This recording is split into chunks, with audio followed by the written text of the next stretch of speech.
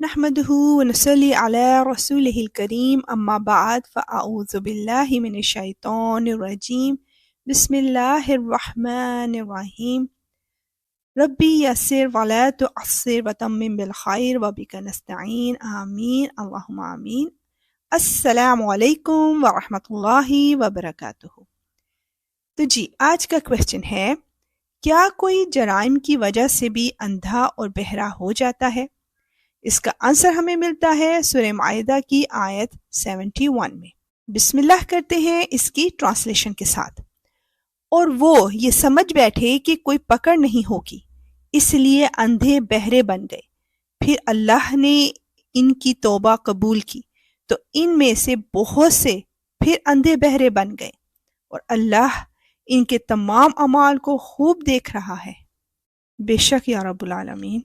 اس آیت کا معنی یہ ہے کہ بنو اسرائیل کا گمان یہ تھا کہ انہوں نے انبیاء علیہ السلام کے ساتھ جو ظلمانہ سلوک کیا ہے، اس کی دنیا میں ان کو کوئی سزا نہیں ملے گی، اور اس وجہ سے وہ کوئی مصیبتوں میں بھی مبتلا نہیں ہوں گے، اور وہ سمجھتے تھے کہ آخرت میں بھی ان کو عذاب سے نجات ہو جائے گی، کیونکہ وہ اللہ کے بیٹے اور محبوب ہیں، اور اگر ان کو عذاب ہوا تو صرف چند دن عذاب ہوگا، جتنے دن انہوں نے بچھڑے کی پوجا کی تھی۔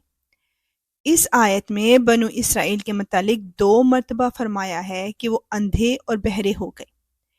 اس کا معنی یہ ہے کہ انہوں نے دیکھ کر ہدایت حاصل کی اور نہ سن کر ہدایت حاصل کی۔ ان کے برے کاموں کی وجہ سے ان پر قحط مسلط ہو گیا اور ان پر وبائیں طاری کی گئی، لیکن انہوں نے اس سے کوئی نصیحت حاصل نہیں کی۔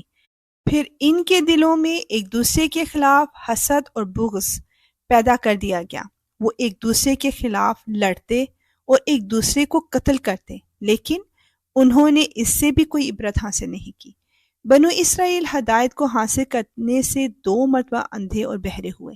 ایک مرتبہ حضرت زکریا علیہ السلام، حضرت یحییٰ علیہ السلام اور حضرت عیسیٰ علیہ السلام کے زمانے میں۔ پھر اللہ تعالیٰ نے ان کی توبہ قبول فرمائی اور ان میں سے بعض کو ایمان لانے کی توفیق دی۔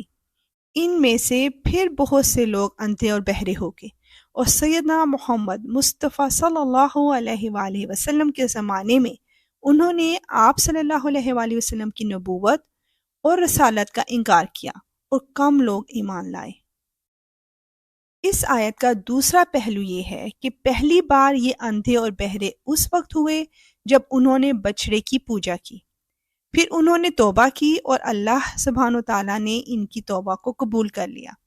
پھر دوبارہ یہ اندھے اور بہرے ہو گئے جب انہوں نے سرکشی اور ہٹ دھرمی کی اور یہ کہا کہ ہم اس وقت تک ایمان نہیں لائیں گے جب تک اللہ تعالیٰ کو کھلم کھلا دیکھ نہ لیں۔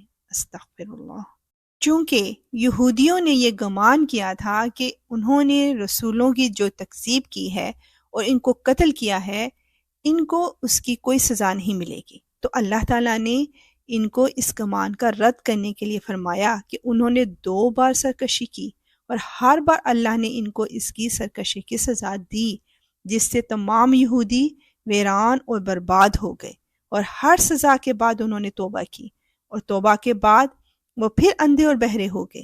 سو اب اگر انہوں نے ہمارے رسول صلی اللہ علیہ وآلہ وسلم کی تکذیب کی اور آپ صلی اللہ علیہ وآلہ وسلم کو قتل کرنے کی کوشش کی، تو یہ دنیا اور آخرت میں اللہ تعالیٰ کی سزا سے نہیں بچ سکیں گے۔ اور ایسا ہی ہوا، انہوں نے آپ صلی اللہ علیہ وآلہ وسلم کی تکذیب بھی کی اور دوبارہ آپ کو قتل کرنے کی کوشش کی۔ آپ صلی اللہ علیہ وآلہ وسلم کو اللہ سبحانہ و تعالیٰ نے ان کے شر سے محفوظ رکھا، اور ان کو قتل کیا گیا اور وطن سے نکال دیا گیا، اور دنیا اور آخرت میں ان پر لعنت کر دی گئی۔ یہاں اندھوں اور بہروں سے مراد فزیکلی اندھے اور بہرے نہیں ہیں، بلکہ وہ آنکھیں ہوتے ہوئے حقیقت کو دیکھتے اور سننے کے باوجود اس کا انکار کر رہے تھے۔ ان کا حال جانور جیسا تھا، جیسے ہم اپنے پیٹس کے سامنے جو چاہے باتیں کریں، وہ اسے سن تو لیں گے، بٹ ان کے دلوں پر ہماری باتوں کا کوئی اثر نہیں ہوگا۔ اسی طرح جو دور بھی ہو، جن لوگوں پر اللہ اور اس کے رسول کی باتوں کا اثر نہیں ہوتا، حقیقت میں ان کے دل اندھے اور بہرے ہو جاتے ہیں۔ آئیے اب ہم مل کر اللہ سبحانہ وتعالیٰ سے اچھے عمل کرنے کی توفیق طلب کریں۔ یا رب العالمین، تو ہمیں سلامتی کے ساتھ حق کو حق دکھا اور اس پر عمل کرنا ہمارے لیے آسان فرما دے، اور ہمارے لیے حق و باطل میں فرق کو سمجھنے کی توفیق عطا فرما، اور حق پر چلنا اور باطل کو چھوڑنا ہمارے لیے آسان فرما دے۔ بے شک تو ہر چیز پر قادر ہے، آمین۔